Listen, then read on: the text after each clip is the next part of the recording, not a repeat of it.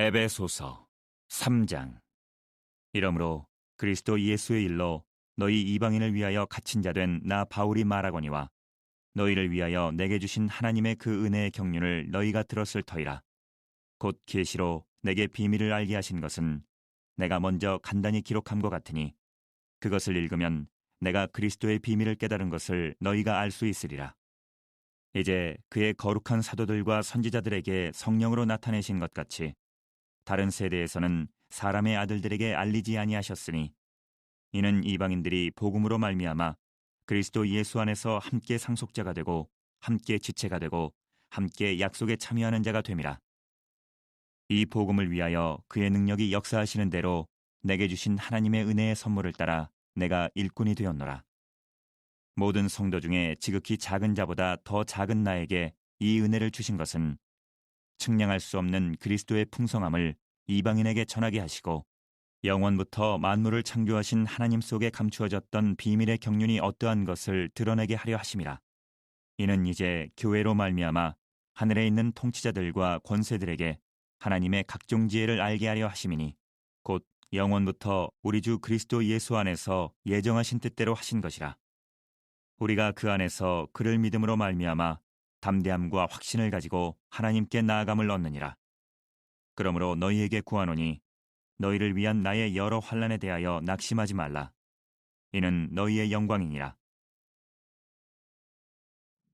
좋은 날입니다. 성령님께서 오늘도 여러분의 심령 가운데 큰 은혜와 평강으로 함께해 주시기를 주님의 이름으로 축복해 드립니다.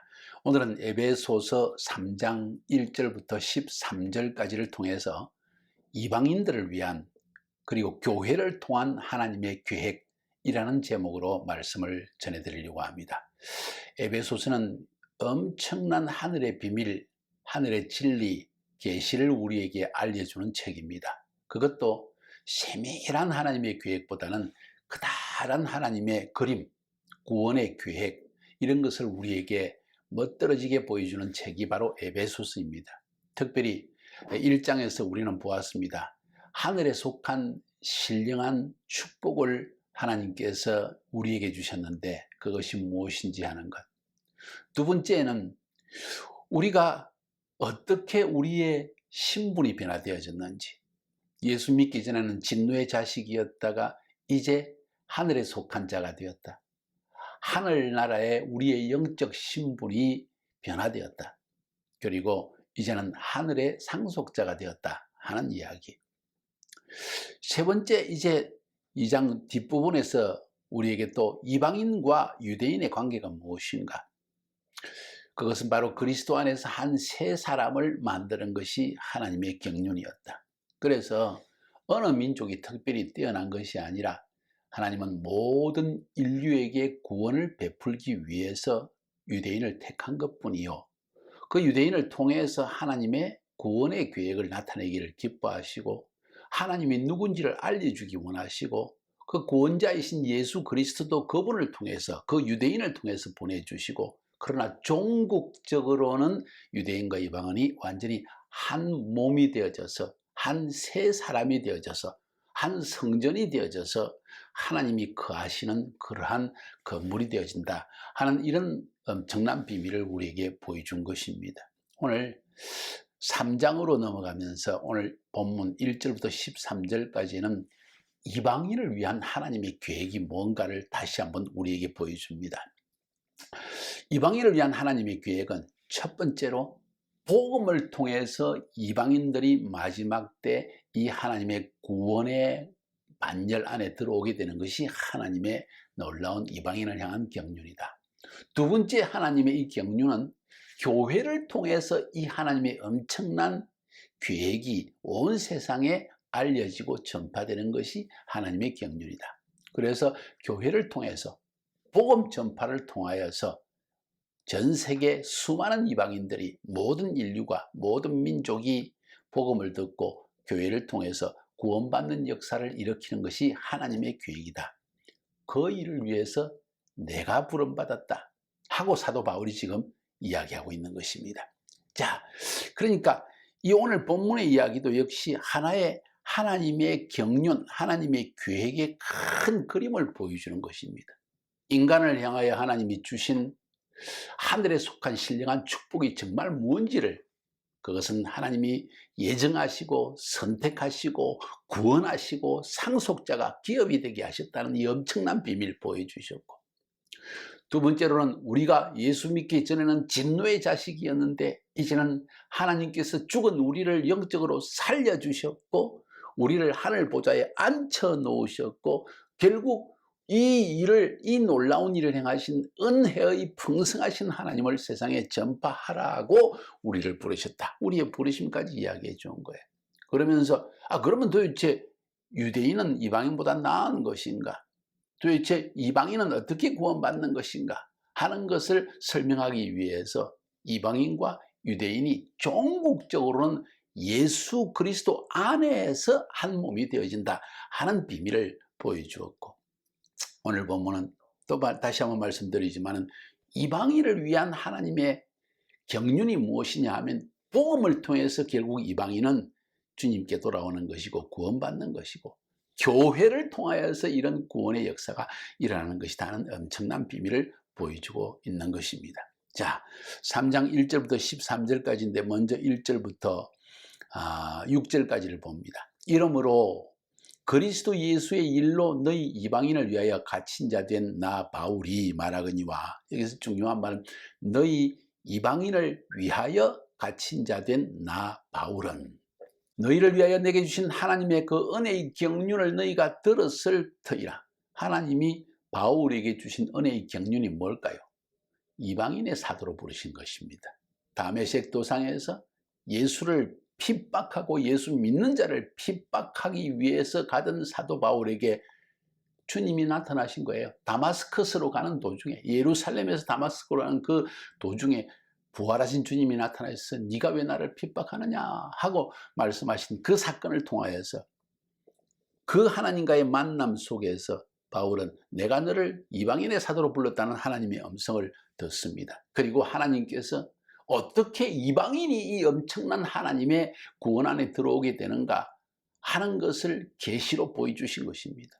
그때까지 유대인들은 이방인은 구원받을 존재가 못돼, 택감받은 유대인만이 구원받는 존재야, 이렇게 생각하는 경향이 있었는데 그 생각 자체를, 사고를 완전히 변화시키는 사건이 사도 바울에게 일어났던 것입니다. 예루살렘에서 다마스커스까지 예수 믿는 사람들을 핍박하기 위해서 가던 이 핍박자가 예수를 만나는 순간 예수를 증거하는 복음 전도자로 변화된 사건, 단순히 그 사건을 넘어서서 이방인들에게 복음을 전해야 되는 신학적 이유, 하나님의 계획을, 경륜을 비밀로 깨달아 알았다는 이야기를 지금 오늘 하고 있는 겁니다. 곧 계시로 내게 비밀을 알게 하신 것은 내가 먼저 간단히 기록함과 같으니 그것을 읽으면 내가 그리스도의 비밀을 깨달은 것을 너희가 알 수 있으리라. 그리스도의 비밀, 복음을 통해서 이방인이 구원받는 것. 이제 그의 거룩한 사도들과 선지자들에게 성령으로 나타내신 것 같이, 계시를 보여주신 것과 같이 다른 세대에서는 사람의 아들들에게 알리지 아니하셨으니 이는 이방인들이 복음으로 말미암아 그리스도 예수 안에서 함께 상속자가 되고 함께 지체가 되고 함께 약속에 참여하는 자가 됨이라.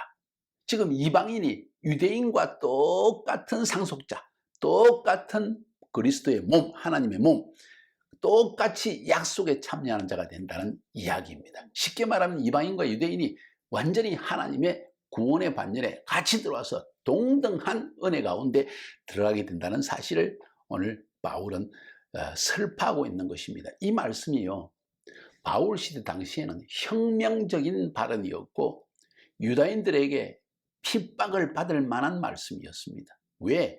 지금도 여전히 예수를 알지 못하는 유대인들은 이 말을 들으면 무슨 소리?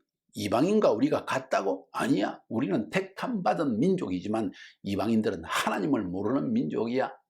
하나님의 뜻을 이룰 수가 없어. 하나님이 이방인을 위해서 뭔가 계획을 가질 리가 없어. 이렇게 극단적으로 생각하는 유대인이 대부분입니다. 그런데 사도 바울은 이미 2000년 전에 주님을 만나는 순간 그 엄청난 계시와 비밀을 깨닫고 이방인들에게 복음을 증거하는 자로 부름을 받았다는 사실입니다. 자, 7절부터 9절까지 읽어봅니다. 이 복음을 위하여 그의 능력이 역사하시는 대로 내게 주신 하나님의 은혜의 선물을 따라 내가 일꾼이 되었노라. 이 복음을 위한 일꾼이 되었다. 이 복음을 증거하는 일꾼이 되었다. 왜?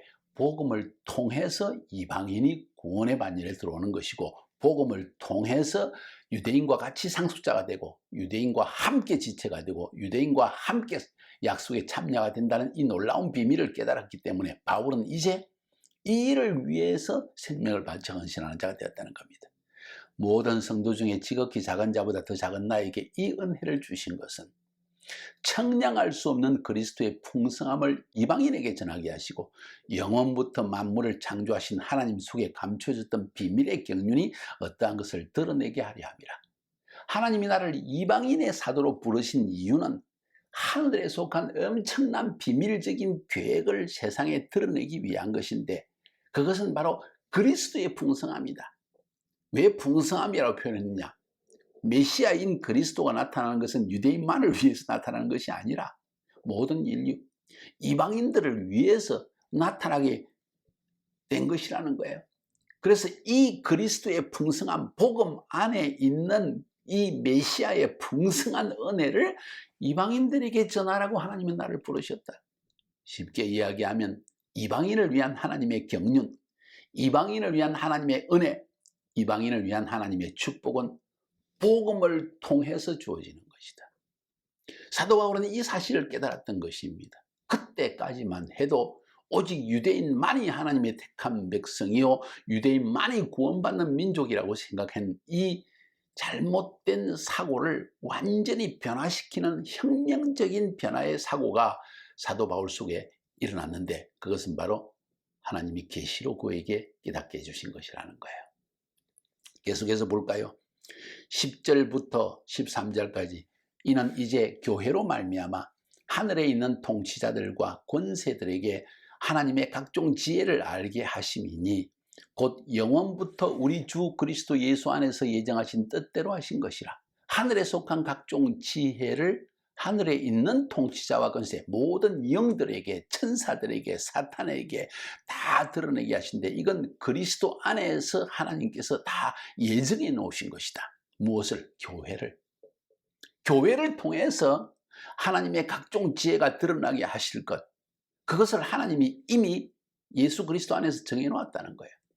우리가 그 안에서 그를 믿음으로 말미암아 담대함과 확신을 가지고 하나님께 나아감을 얻느니라. 이 교회의 사역을 통해서 예수를 믿고 그 안에서 우리는 그를 믿음으로 말미암아 하나님 앞에 나아가는 담대함과 확신을 얻게 되는 것이다.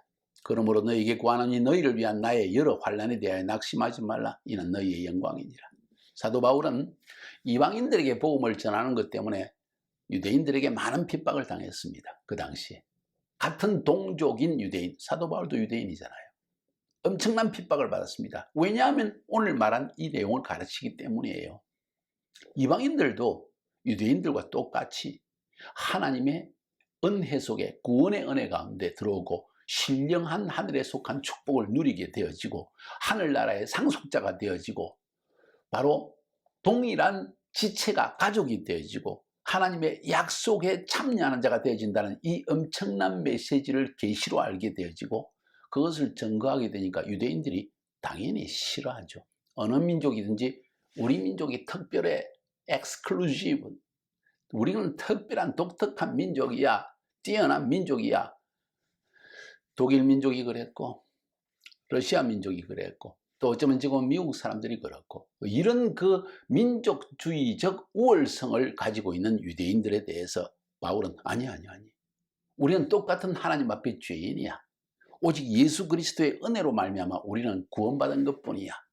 그래서 우리가 특별한 민족이 아니라 이방인들, 그들을 구원하기 위해서 우리를 통로로 사용한 것뿐이야. 종국적으로는 이방인도 유대인도 예수 믿어야만 구원받게 된다는 사실, 그것도 교회를 통해서 구원받게 된다는 사실을 지금 설파하고 있는 것입니다. 자, 이 말도 교회를 통해서 하나님의 구원의 비밀이 보여지고 교회를 통해서 복음이 증거되어진다는 이 사실 자체도 그 당시 유대인들의 마음에 들지 않는 이야기예요. 왜? 그 당시에는 교회가 아니라 시나고게, 회당이 있었기 때문입니다. 또 하나님의 성전이 버젓이 존재하는 때였습니다. 사도 바울이 편지를 쓸 때만 해도 AD 60년에서 63년 사이라고 생각한다면 예루살렘의 성전이 무너진 것은 AD 70년이니까 한 10년 뒤에 성전은 무너졌습니다.